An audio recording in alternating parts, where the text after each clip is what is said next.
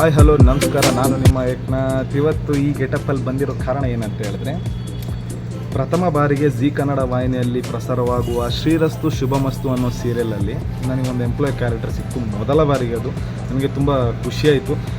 ಅದಕ್ಕೆ ನನಗೆ ಆಪರ್ಚುನಿಟಿ ಕೊಡಿಸಿದಂತಹ ರಜನ್ ಸರ್ಗೆ ತುಂಬ ಧನ್ಯವಾದಗಳನ್ನ ಹೇಳ್ತಾ, ಏನಕ್ಕಂದರೆ ಕೆಲವೊಂದು ವಿಚಾರಗಳು ಫಸ್ಟ್ ಟೈಮ್ ಸಿಕ್ಕಾಗ ತುಂಬ ಖುಷಿಗಳಾಗುತ್ತೆ. ಆ ಖುಷಿಗೆ ಮಿತಿನೇ ಇಲ್ಲ ಅಂತ ಹೇಳ್ತಾರೆ. ಅದರಲ್ಲಿ ನಾನು ಒಬ್ಬ. ಈ ಗೆಟಪಲ್ಲಿ ಒಂಥರ ಹೆಂಗೆ ಕಾಣಿಸ್ತಾ ಇದ್ದೀನಿ, ಒಂಥರ ಖುಷಿನೂ ಆಗ್ತಾಯಿದೆ. ಒಂದ್ಸಲ ಒಳ್ಳೆ ಅಂಕಲ್, ಒಂದು ಕ್ರಿಶ್ಚಿಯನ್, ಒಂಥರ ಬೇರೆ ಥರ ನೆಗೆಟಿವ್ ಶೇಡ್ ವಿಲನ್ ಏಕನಾಥ್ ಈಗ ಸಮಥಿಂಗ್ ಚೇಂಜ್ ಆಗಿಬಿಟ್ಟಿದ್ದಾನೆ ಅನಿಸ್ಬಿಡ್ತು.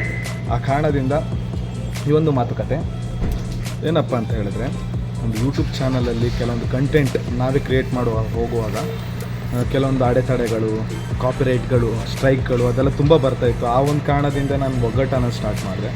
ಒಗ್ಗಟ್ಟು ಸ್ಟಾರ್ಟ್ ಮಾಡೋಕ್ಕಿಂತ ಹಿನ್ನೆಲೆಯಾಗಿ ಲಾಗ್ ಮಾಡ್ತಾಯಿದ್ದೆ, ಮತ್ತು ನಾನು ಮಾಡಿರುವಂಥ ಆ್ಯಕ್ಟಿಂಗ್ ವೀಡಿಯೋನ ಸೈಡ್ ಮಾಡ್ತಾಯಿದ್ದೆ. ಅದಕ್ಕೆ ಕಾಪಿರೈಟ್ ಸ್ಟ್ರೈಕ್ ಎಲ್ಲ ಕೊಟ್ಟರು. ಆವಾಗ ನನ್ನ ಓನ್ ಕಂಟೆಂಟ್ ಎಡಿಟಿಂಗ್ ಎಲ್ಲ ಮಾಡಿಕೊಂಡು ಇದು ಒಗ್ಗಟ್ಟನ್ನ ಕೇಳೋ ಸ್ಟಾರ್ಟ್ ಮಾಡಿದಾಗಿಂದ ನನ್ನ ವಾಚ್ ಟೈಮ್ ಅನ್ನೋದು ಇನ್ಕ್ರೀಸ್ ಆಗ್ತಾಯಿದೆ. ಬಟ್ ಲೈಕ್ಸು ಶೇರ್ ಅಷ್ಟು ಆಗ್ತಾಯಿಲ್ಲ. ಬಟ್ ನನ್ನ ಕೆಲವೊಂದು ಗೆಳೆಯರು, ನನ್ನ ಆಪ್ತರು ಎಲ್ಲ ಶೇರ್ ಮಾಡ್ತಾರೆ. ಅದೊಂದು ತುಂಬ ಖುಷಿಯಾದ ವಿಚಾರ. ಇವತ್ತೆಲ್ಲ ಒಂದಿನ ಹಿಟ್ಟಾಗೇ ಆಗ್ತೀನಿ. ಏನಂತ ಹೇಳೋದು ಗೊತ್ತಾಗ್ತಿಲ್ಲ, ಏನೋ ಒಂದು ಹೇಳೋಕ್ಕೆ ಬಂದೆ. ಇಷ್ಟು ಹೇಳೋಕ್ಕೆ ಇಷ್ಟಪಡ್ತೀನಿ.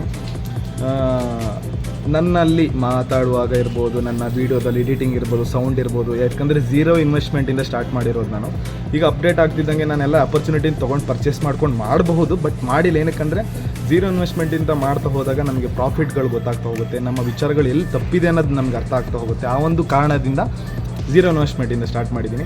ಇವಾಗ ಈ ಗೆಟಪಲ್ಲಿ ಒಂದು ಸ್ವಲ್ಪ ಏನೋ ಒಂಥರ ಕಾಣಿಸ್ತಾ ಇದ್ದೀನಿ, ಒಂದು ಸ್ವಲ್ಪ ಖುಷಿ ಇದೆ. ನನಗೆ ದೇವರು ಈ ಒಂದು ಆಕಾರ ಕೊಟ್ಟಿದ್ದಕ್ಕೆ ತುಂಬ ಕೃತಜ್ಞತೆ ಆಗಿರ್ತೀನಿ. ವಿಡಿಯೋ ಇಷ್ಟ ಆದರೆ ಲೈಕ್ ಮಾಡಿ, ಹಾಗೆ ಶೇರು, ಕಮೆಂಟ್. ಅದು ಕೆಲವೊಂದು ಕಂಟೆಂಟ್ ಚೆನ್ನಾಗಿದ್ದರೆ ಅದು ಶೇರು ಲೈಕ್ ಮಾಡೋದೇ ಬೇಡ, ಆಟೋಮೆಟಿಕ್ಕಾಗಿ ವೈರಲ್ ಅನ್ನೋದು ಆಗೇ ಆಗುತ್ತೆ. ನಂದಾಗುತ್ತೋ ಬಿಡುತ್ತೋ ಗೊತ್ತಿಲ್ಲ. ಪ್ರಯತ್ನ ಅನ್ನೋದು 2030 ತನಕ ಕಂಟಿನ್ಯೂಸ್ ಆಗಿಬಿಡ್ತೀನಿ.